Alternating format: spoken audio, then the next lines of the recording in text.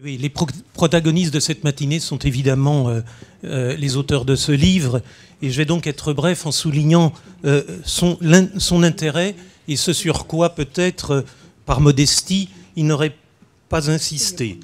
Cet intérêt est majeur.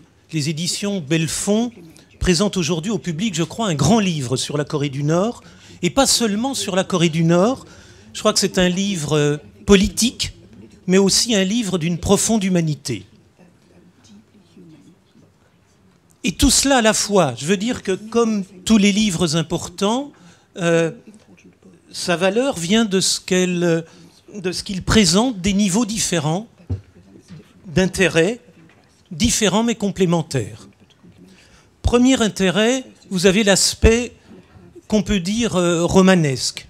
C'est sans doute un peu délicat de dire ça devant Chine, mais il le sait, il l'a beaucoup entendu, il a vécu cette histoire extraordinaire, il a traversé ce qui est parfois un thriller à faire dresser les cheveux sur la tête, et ce qu'il raconte tient indéniablement du roman d'aventure.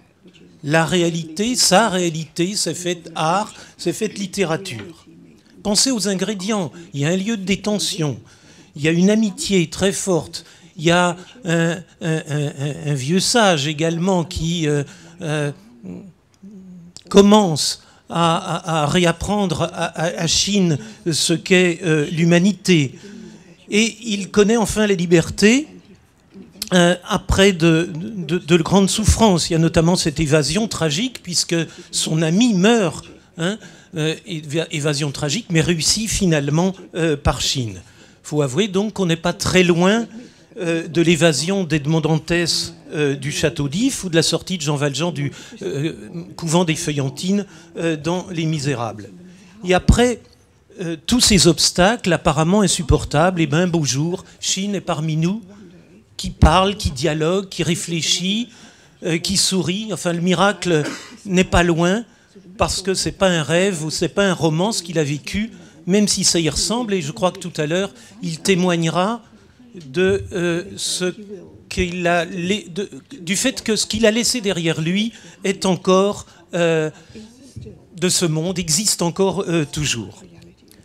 Deuxième niveau donc d'intérêt de ce livre, c'est évidemment la connaissance du système concentrationnaire nord-coréen.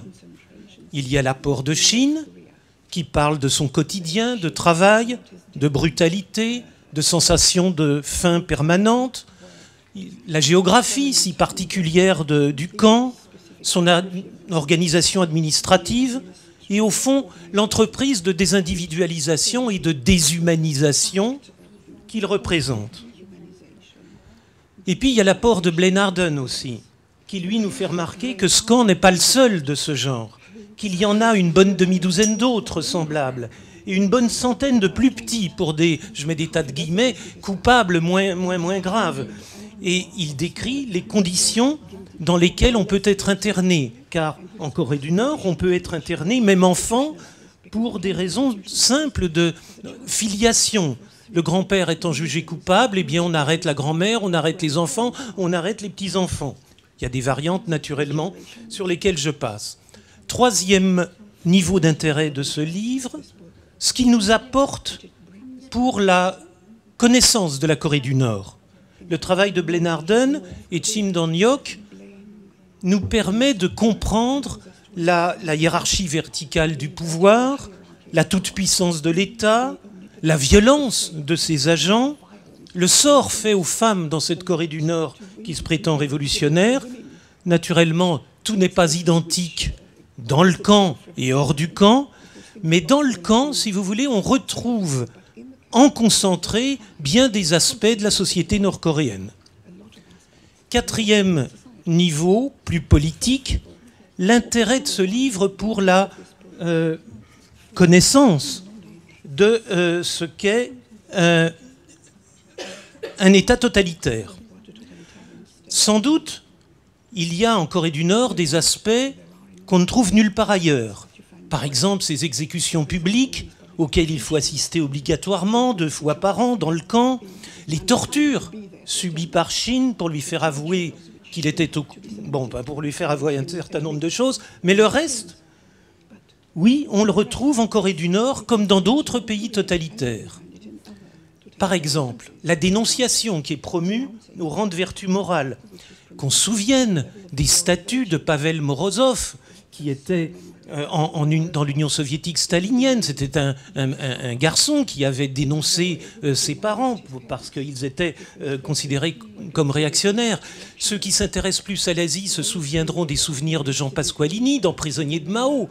Jean Pasqualini qui raconte que son fils ne peut pas le voir parce qu'il est un traître au socialisme. Jean Pasqualini, certains d'entre vous l'ont connu et savent qu'il était un de vos confrères de Newsweek. Hein. En Corée du Nord, autre point qu'on trouve dans d'autres pays totalitaires, les liens horizontaux, individuels ou entre individus, sont suspectés d'être plus ou moins subversifs. Il y a par ailleurs une seule source de la légitimité, l'État et son idéologie unique et obligatoire. Il y a la surveillance aussi de tout ce qui peut exister, qui échappe au contrôle étatique. L'intimité sexuelle, par exemple. Vous avez tout un règlement concernant la sexualité dans le camp où se trouve Chim. Et on a vu ça ailleurs. On a vu ça en Roumanie en particulier. Je me souviens d'articles de Libération tout à fait épouvantables où il y avait une surveillance des règles des femmes. Il y a plus près de nous aussi Cuba avec les homosexuels qui étaient envoyés dans les camps. Il ne s'agit pas du tout, dans ce régime totalitaire, de dictature très simple, où il s'agit simplement du type franquiste, je dirais, où il s'agit simplement de se tenir simplement à carreau. Là, il y a la volonté de refaire l'homme, et jusque dans sa mentalité la plus personnelle. Qu'est-ce qu'il y a encore en commun avec les autres États totalitaires ? Il y a l'absence, évidemment, de toute valeur accordée à la vie individuelle. C'est vrai, ce n'est pas la Shoah. Ces camps, ce ne sont pas des centres d'extermination où l'on fait volontairement mourir. On n'est pas à Treblinka ou à Sobibor, si vous voulez. Mais comme dans les camps soviétiques et comme dans les camps chinois, on laisse mourir. Et si la mort accompagne un certain nombre d'exigences de travail, un certain nombre d'exigences de discipline, eh bien, qu'importe. Le cinquième et dernier niveau, c'est pourtant un message d'espoir. C'est un message d'espoir parce que, malgré tout, même en Corée du Nord, le modèle totalitaire n'est pas parfaitement atteint. Le refus têtu, parfois même d'enfants, de l'ordre imposé, l'amitié, la complicité, ça existe et c'est là que la résistance commence. Et lorsque ces rapprochements permettent d'avoir des échos du monde extérieur, alors tout peut basculer. La connaissance de l'extérieur, du monde extérieur, corrode le système, active les insatisfactions, excite le désir d'autre chose. Et c'est ainsi que Shin a eu envie de sortir de son camp. Comme des dizaines de milliers de Nord-Coréens ont envie ou ont eu envie de sortir de ce terrible pays.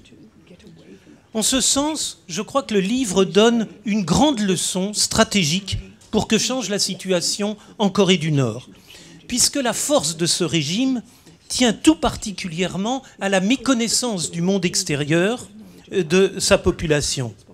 C'est au contraire avec la connaissance de ce monde extérieur, avec la connaissance du monde autre, que la population nord-coréenne va vouloir autre chose.